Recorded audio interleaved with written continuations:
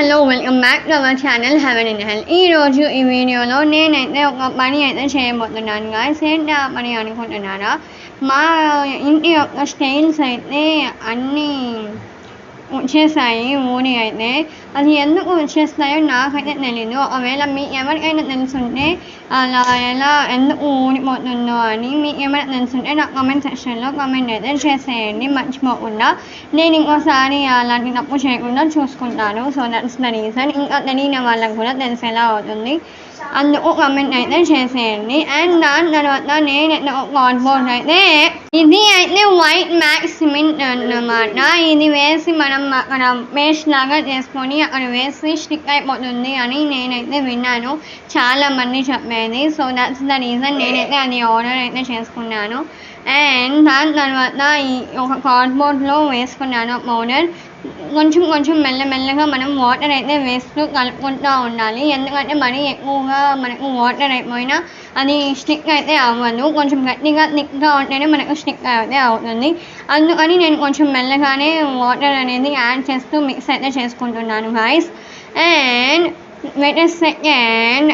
ఇప్పుడు బాగా అయితే మిక్స్ చేస్తూ ఉండాలి, ఎందుకంటే మళ్ళీ ఒకవేళ గట్టిగా అయిపోతుంది, లేదంటే మనం ఇలానే వదిలేస్తే అది డ్రైగా కూడా అయిపోయే ఛాన్సెస్ అయితే ఉంది.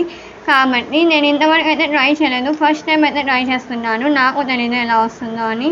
అండ్ దానికి మనం ఎక్కడైతే పేస్ట్ అయితే మనం వేస్తున్నామో అక్కడ ముందుగానే మనం కొంచెం వాటర్ అయితే ఇలా కొంచెం వేసుకుంటే అది మనకు స్టిక్ అవ్వడానికి ఈజీగా ఉంటుంది. కాబట్టి ఇలా అయితే వేసుకోండి మీరు కూడా. వాటర్ ఒక హాఫ్ అన్ అవర్ ముందే వేసుకోండి. నేను మర్చిపోయాను కాబట్టి ఇప్పుడు వేసాను గాయస్. మీరైతే హాఫ్ అన్ అవర్ ముందే వేసుకోండి.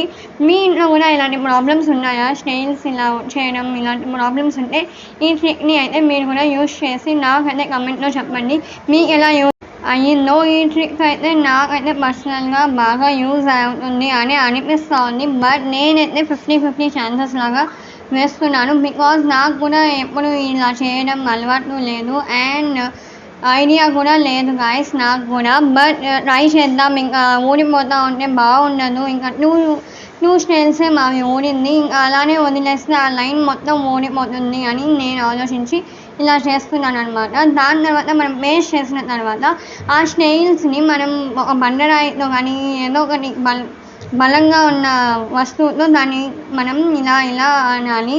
అలా అనడం వల్ల దానికి ఏమవుతుందంటే ఇంకా బాగా స్టిక్ అయిపోతుంది, స్ట్రాంగ్గా ఊడకుండా ఇంకెప్పుడు అలా. అండ్ దాని పైన కూడా మనం ఒక లేయర్ లాగా ఇలా అయితే పేస్ట్ చేసుకోండి, బికాజ్ లోపల ఒకటే స్ట్రాంగ్ ఉంది, పైన ఓడిపోతే బాగుండదు కదా. సో దట్స్ ద రీజన్ ఇలా అయితే మనం పేస్ట్ చేసుకోవాలి. అండ్ మీరు అనుకోవచ్చు ఇలా వైట్ కలర్ మొత్తం ఉంటుంది కదా, పైన కనిపిస్తూ ఉంటుంది, అప్పుడు మనకు పెయింట్ వేసిన ఏం యూస్ ఉంది, బాగా అనిపించదు కదా అనుకుంటారు. అప్పుడు మీరు ఏం చేయాలంటే ఈ వైట్ని హైడ్ చేయడం కోసం మీరు గ్రీన్ కలర్ ఇప్పుడు నేను గ్రీన్ కలర్ పెయింట్ చేశాను నా వాల్స్కి, కాబట్టి మీరు ఏ కలర్ అయితే వేశారో అలాంటిదే కొంచెం చిన్నది అయితే బాక్స్ అయితే అమ్ముతారు, అది తెచ్చుకొని మీరే కావాలంటే పెయింట్ అయితే చేసేయచ్చు. ఎందుకంటే చిన్నదే కదా కొంచెం పెయింట్ వేసేది, మొత్తం వాల్ ఏం వేయట్లేదు కదా, కాబట్టి మనమే దాన్ని పెయింట్ అయితే చేసేయచ్చు. నేనైతే ఫస్ట్ ఇది స్టిక్ అయిపోతే చాలు అన్నట్టుంది నాకైతే, కాబట్టి పెయింట్ వేయాలి వేయకూడదు అనేది మళ్ళీ ఆలోచిస్తాను.